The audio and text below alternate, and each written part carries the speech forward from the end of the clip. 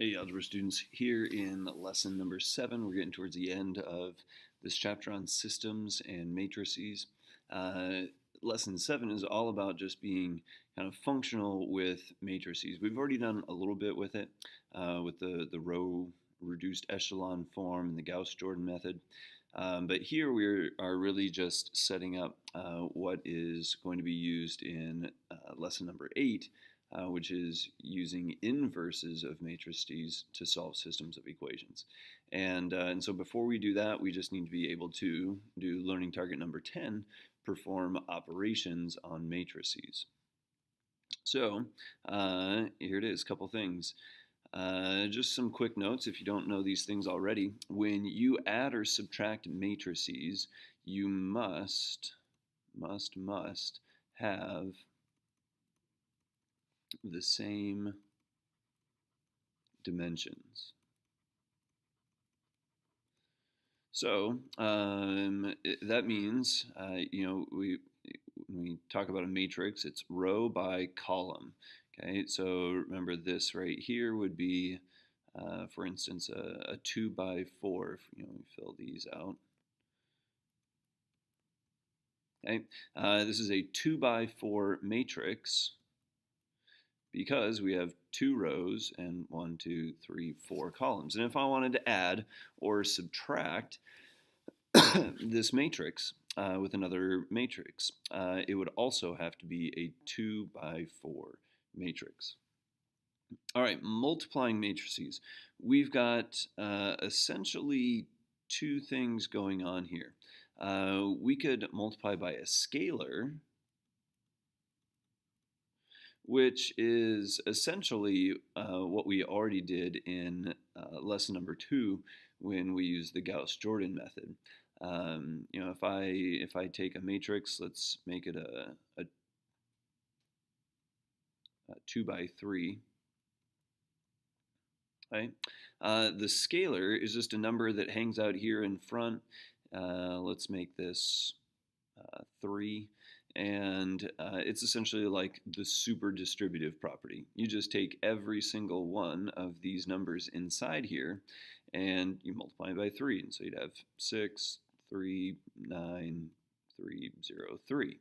Okay, so that's multiplying by a scalar, and that's lovely. Multiplying by a scalar is no big deal. But when we actually multiply a matrix by another matrix, it's significantly more of a complicated process. It is not like you would think, where you just take each cell and multiply by the corresponding cell. That's what you would like it to be. But in fact, that is not the case. And so when you multiply matrices, you have the sum of the row times the column. And when we do an example problem, this will make more sense to you. You'll see how it all comes together. It's a little bit tricky. You're going to want to practice this one a little bit, but it's not as intuitive as you would like it to be. One of the other things that you have to be able to know about multiplying matrices is that,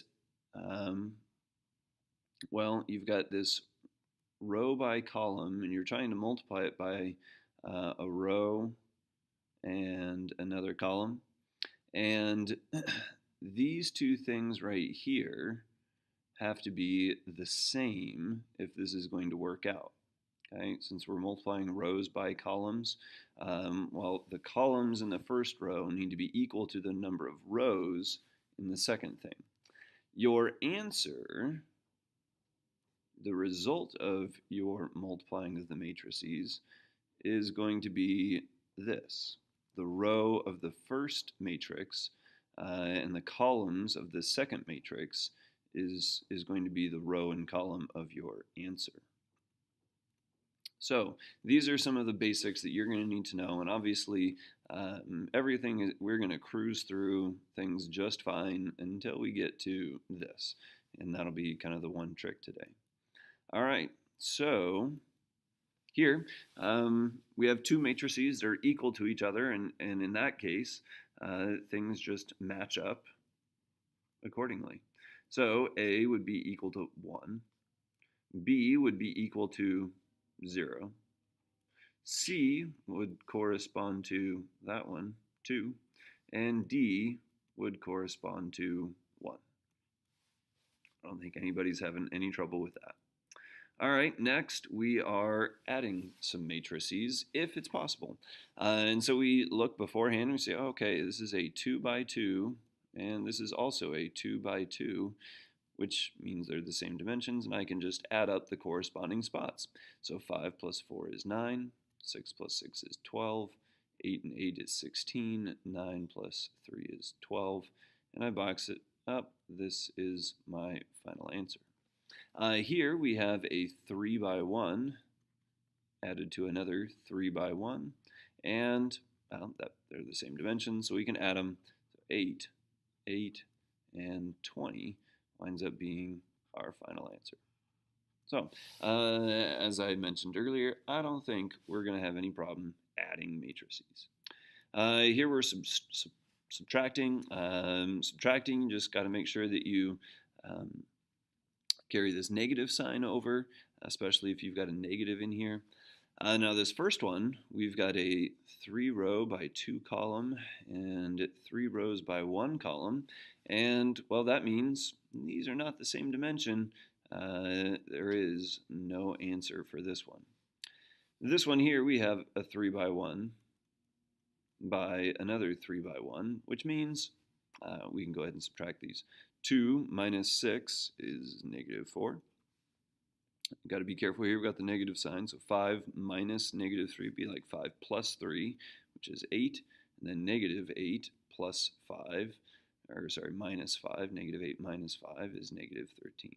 So with the minus sign, you've got to be a little bit more careful and make sure that you keep that straight. All right, multiplying using a scalar. This is the one that is like the super distributive property. You're just going to multiply every cell through by 5. And so we wind up with 20, 10, 0, and then 10, 25, 5. And we're done. Okay, we've cruised through all the easy stuff. Let's actually go ahead and try the one relatively challenging thing today. We look at this, and this is a 2 by 2 matrix by a 2 by 4 matrix. And so the first thing I do is I even just look, is it possible to multiply these? If it is, these two would have to be the same thing. And they are, and so, of course, this is possible to multiply. And then I take a look at the row of the first and the columns of the second, okay, and that is what my answer is going to be. My answer is going to be the form of another 2 by 4 matrix. And so here's what I do. I just start out and I draw probably a little larger than I need to, a 2 by 4 matrix. And I basically go through the process of filling in each cell that's in here. All right, so it's row by column, row times column, row times column. Here's the way that I think of it.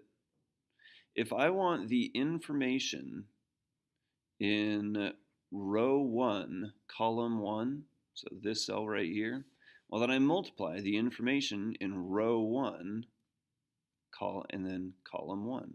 Row 1 times column 1 gets me the information for the cell row 1, column 1. And so I'm going to take 1 times 1, which is 1, and then I'm going to add that to the next part in here, which would be 3 times 3, which is 9. Okay, so this one will be kind of our scratch work, and then this one will be our final 2 by 4 matrix. So 1 plus 9 is 10. All right, and as we continue along, if I want the things in row 1, column 2, I would multiply row 1 by column 2. So first times the first, 1 times 0 is 0, and then 3 times 1 is 3. So I have 0 plus 3, which is 3. And then again, if I want things in row 1, column 3, I'll multiply row 1 times column 3. The first times the first plus the second times the second. 1 times negative 1 is negative 1. And then 3 times negative 4 is negative 12. So negative 1 minus 12 would be negative 13. And you can see how we go along with this. We'll maybe go a little faster now. If I want the stuff in row 1, column 4, I multiply row 1 times column 4. First times the first, 1 times 2 is 2, and then 3 times 0 is 0. And so I get 2 plus 0, which is 2. Row 2, column 1, I multiply row 2 by column 1. First times the first, 7 times 1 is 7, and then 2 times 3 is 6, so 7 plus 6 is 13. Row 2, column 2, I multiply row 2 by column 2. 7 times 0 is 0. 2 times 1 is 2. And so I wind up with 2. All right, row 2, column 3, I multiply row 2 by column 3. 7 times negative 1 is negative 7. And then 2 times negative 4 is negative 8. So negative 7 minus 8, negative 15. And then finally, I want the stuff for row 2, column 4, so I multiply row 2 by column 4. 7 times 2 is 14. And then 2 times 0 is 0. So my final answer here is 14. And there we go. That is how you multiply a matrix by another matrix. Here's some practice with all 3 of those, and enjoy.